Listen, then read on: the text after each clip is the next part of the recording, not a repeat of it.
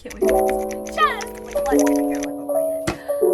Love me or hate me. Hi you guys, it's me, GioGenius. You just call me Jen. I'm back with another video. So at this video, I'm excited for the BTS comeback. So I decided to do a K-pop edition Unpopular Opinions. So a quick disclaimer, I'd like to say that all of these are either personal opinions, hard truths, popular opinions, or unpopular opinions, depending. So I have a few things to get through. So I'll get through them very quickly. I won't offer too much explanation because that's too much. So we're just gonna go through it. I'm tired of the argument between who paved the way. Like, was it BTS? Was it Big Bang? It's like, okay, let me just say the older generations before BTS definitely laid the groundwork, definitely paved the way for K-pop for the most part in Korea. Personally, I actually think Psy paved the way for K-pop to move into Western countries, or like globally actually, because there's like 3.8 billion views on it currently and they're getting more comments every single day. So I feel like he paved the way in terms of global domination and exposure of K-pop, but I feel like BTS is currently paving the way for more artists in terms of Western countries and globally. I don't think any one person paved the way, or any one group, or any one generation paved the way, so I feel like we should just stop saying that in general, or we should at least order it correctly if we're gonna do that, because it's just disrespectful to everyone. I think that friendships are just as bad as romance ships between any idols. The companies will go based off of the fans because they want to make money, and whatever the fans like or agree on, they're going to market whatever they can to focus on that so they can earn more money. You know, it's all about the money. If certain fans comment more on, oh, I love this friendship compared to this friendship, oh, that friendship's like so fake, I don't want it. Even if the idols are really good friends for that fake friendship, but in private they're like such close friends, or even on camera they were such close friends, but people aren't feeling the friendship, so they're going to push for the other friendship. And I feel like that's also just as damaging as romance ships. Maybe not just, but like I feel like it's also damaging because they have to conform then to being more friendly with this other person who they might not have that close of a bond. They might have a close bond, but not that much as they do with their other friend, and that could put a huge strain on their old friendship. So I don't know, I think it's kind of just as damaging. Liking one group to spite another doesn't make you a fan. That makes you an anti. That makes you a hater. That makes you mean and disrespectful and rude, and like you're not even helping the group that you're supporting because you're just doing it just because you don't like this other group. People can grow out of love with a group or a solo idol with no sure reason, and that can be perfectly fine. And along those lines, I'm tired of fans forcing people who aren't fans of something to get into whatever they like. Forcing someone to like something, it's gonna make them resent it. This is about Blackpink, so if you're a Blink, just listen to the whole thing. I don't exactly think it's Blackpink's fault entirely, but when I first found them, it was Boombaya. I don't know if it was like nostalgic for me or if it was like new, but it was like a mix of both. So I'm like, this is like so cool. I can't wait to see this group grow and like be there from the beginning. That's so cool. But all their other songs afterwards, they all sound the same to me. The choreographies are the same. The concepts are pretty much the same, and it's like, I was confused because I thought it was like a continuation before I actually realized they were all different songs, and that's getting on my nerves. If that doesn't change, then I don't think they're gonna do much better. And also I think they need a bit more practice. Like, I'm not saying that they're bad. They're not bad. They have a good base in my opinion, but I feel like they just need more practice, and they need to like define what they are doing. And I don't know, be a bit more versatile. I feel like they're being put in a box. They have so much potential, and it's just hard to like support them. I stopped supporting them a while ago, and it hurts because like I'm like, this could have been the group. Companies plant favorites, whether it's the center or the maknae lines. They promote whoever is going to be your favorite without you even knowing it. The US media only cares about BTS because of ARMY. Yeah, I actually don't think the US media really cares about BTS, or maybe their interviewers really suck. I think it's a mix of both. I don't think they actually care, and I think that their interviews are just horrible. The popular songs that make it in the US, specifically the US, I'm not talking about any other country, the US, they have no substance, and they're just like these pop catchy songs that last for a month or so. That's why I'm excited for this comeback.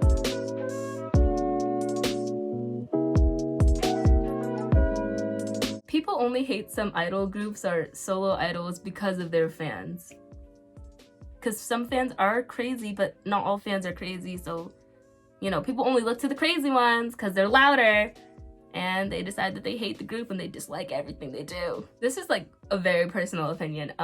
Jin is the best overall singer in BTS. I feel like he has the most emotion behind his voice, the best control over his voice, and the biggest range. Before you say I'm biased or whatever, Jimin's my bias. Park Jimin is my bias. So I'm not biased. I'm just someone who appreciates good artistry and talent, okay? Old fans should stop quizzing new fans and saying you're not a true fan unless you know this, every single thing. Even now, I forget half of their birthdays. Please don't attack me. It's a lot of information. It's a lot. I don't need to memorize all that. I don't need to know all of that stuff to be a fan. It puts so much pressure on the new fans because, like, I spent my first month, I spent all of September downloading all this new data about BTS, all this new data about the K-pop industry, figuring out what all these words mean. Please don't do that to new fans. Like, you're gonna scare them. Companies base all of their actions on the fans. So if fans, any kind of fans of K-pop see, I don't know, cultural appropriation, if they see blatant racism, colorism, over-sexualization of different group members, especially the underage ones, they should call them out. The companies are not gonna want to tell the groups to say anything, or they're not gonna actually make active changes to prevent any of that stuff from happening unless they see the fans outraged, which is why I hate those fans that bury everything. I get it, you don't want to ruin the idol's image, but you're ruining their image because they're gonna repeat that action because they don't know it's bad, because you're not pushing it enough that it is bad, because you're not focusing on that. If we all just got together and said, hey, this is wrong, here's how you can fix it, and had them actually realize that all of us feel the same way, then all that change would have happened. But because you're so focused, oh my gosh, this is gonna ruin their image, no change is gonna happen. And I feel like because of that, any form of like cultural appropriation, I feel like that blame is directly on the fans, the idols themselves, the company, and the staff, especially the stylists and the makeup artists.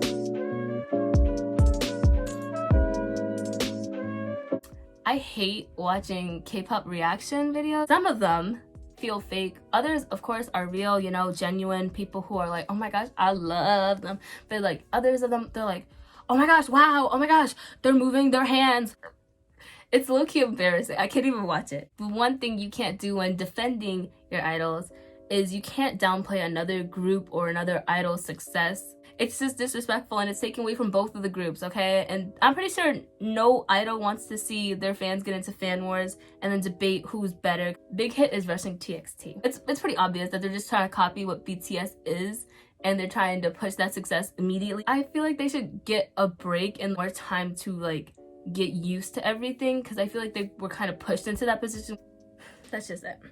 This is a really personal opinion. Not everyone's gonna like it, but if you notice like major idol mistreatment from the companies or from staff, I feel like you should kind of leave and stop supporting them, or push back a little and be like, never mind, like I'm not gonna support until I see some real change. Because sadly, you are supporting that treatment to continue, because there's no guarantee that they're going to either switch the staff or switch out who's doing those things to them. You know, I feel like a lot of groups use a lot of English because they think it adds to it, but it doesn't always add to it. Sometimes it takes away from it. So, you know, it depends. Idol game shows are exploitative and they just make me uncomfortable in general. At first, I used to laugh at them because everyone else was laughing at them, so I'm like, oh, but like, honestly, they just make me uncomfortable to watch. And like, especially looking back at a lot of them, especially like Hello My Counselor, oh my gosh, that show is disgusting. Because do you remember that little boy who went up there with his dad, and his dad openly admitted to like,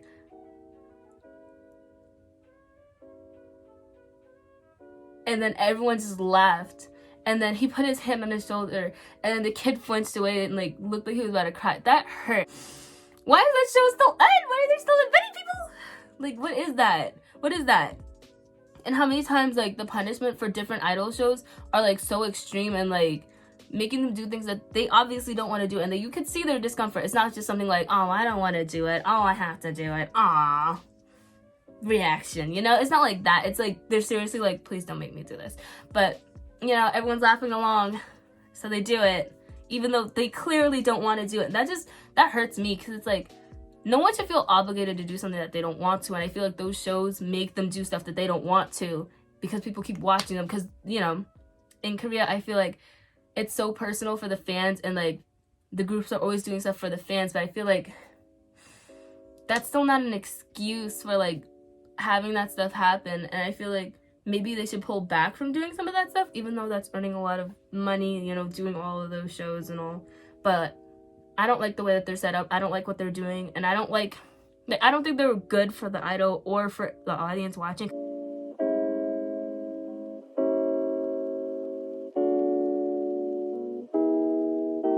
I've literally never heard anyone say this before, but I think it needs to be talked about, and everyone should be saying it too. When entering a different fandom, you know, whether it's for an idol group or for a solo idol, I feel as though any problematic past they might have had, you need to know about it.